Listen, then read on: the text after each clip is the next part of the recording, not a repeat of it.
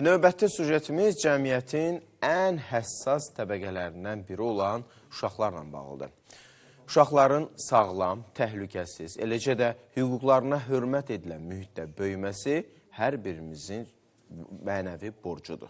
Bəli, amma çox zaman onların əməyi vaxtından əvvəl, onların əməyinin vaxtından əvvəl istismarı ilə üz-üzə qalırıq. Diləndirilən, ağır işlərdə işlədilən, elə küçə ticarəti ilə də məşğul olan uşaqlarla da rastlaşırıq. Təəssüf ki, valideyn məsuliyyətsizliyi, sosial-iqtisadi çətinliklər və bəzi hallarda da qanunsuz işə götürmə nəticəsində azyaşlı uşaqlar məktəb əvəzinə zavodlarda, bazarlarda və yaxud da çöldə işləməyə məcbur olurlar. Bəli, Ayşə, çox təəssüf ki, belə hallar var. Bəs görəsən, Azərbaycanda uşaqlar neçə yaşdan işləyə bilərlər? Hansı işlər onlara icazəlidir və hansı işlər qadağandır? Bu və digər suallarının cavabını isə Ayşə Rızayevanın sujetində tapacağıq.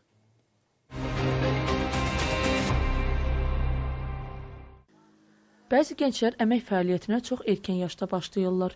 Onlara bunu ya müəyyən çətinliklər məcbur eləyir, ya da öz istəkləri ilə bu addımı atırlar. Bəs qanunvericiliyə görə gənclər neçə yaşından və hansı işlərdə işləyə bilərlər? Əmək məsələləri üzrə ekspert Nihat Əliyev deyir ki, yaşı 18-dən aşağı olan gənclər ağır və zərərli işlərdə işləyə bilməzlər.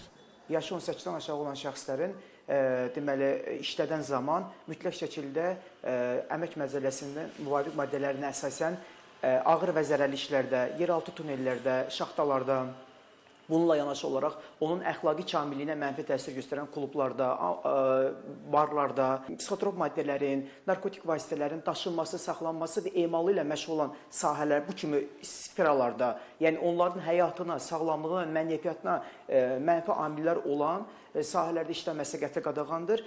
Qanuni olaraq işləmək istəyən gənclərin isə mütləq 15 yaşı tamam olmalıdır.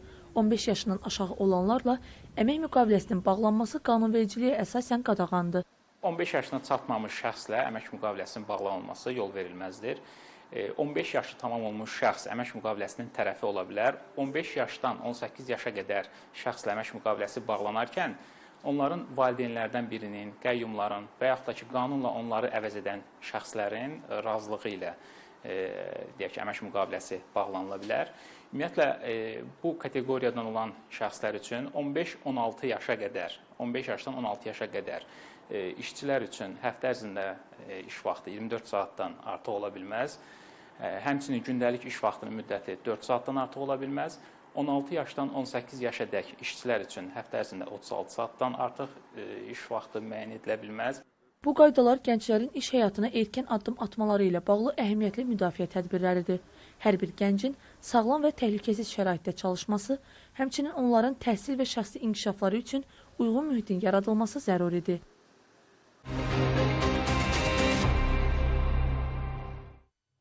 Bəli, uşağın erkən yaşlarında pula həvəsi, deyərdim ki, pul qazanmaq bacarıqlarını öyrətmək vacibdir, ancaq bir məsələ var ki, bu qanunvericilik çərçivəsində olmalıdır. Ümumiyyətlə, o pul qazanmaq məsələsini mən həm fiziki baxımdan deyirəm, həm də nəzəri baxımdan da bunu öyrətmək lazımdır ki, necə ki, bu Robert Kiyosakinin kitabı var, Varlı ata, kasıb ata, orada yəni uşaq yaşlarından uşaqla pul rəftarı, pul qazanmağın bir növ nəzəriyyəsini öyrədirlər. Yəni, bu da kifayət edir ki, uşaq erkən yaşlarında pul qazanmağın nə demək olduğunu və yaxud da pulu necə əldə etməyin yollarını orada öyrənir. Daha sonra isə müəyyən bir yaşdan sonra, yəni qanunvericiliyin imkan verdiyi sərbəst həyata atılanda onun üçün heç bir problem olmur. Sonra isə bunu praktikada tətbiq edir. Təbii ki, qanuna uyğun şəkildə olmalıdır. Təəssüf ki, biz belə hallarla rastlaşırıq qanuna zid şəkildə. Bu da daha çox sosial-iqtisadi vəziyyətlərdən irəli gəlir bəzən də. Yəni, uşaq təbii ki, isti ailədə böyüməlidir müəyyən yaşa qədər. İndi yaşdan sonra da...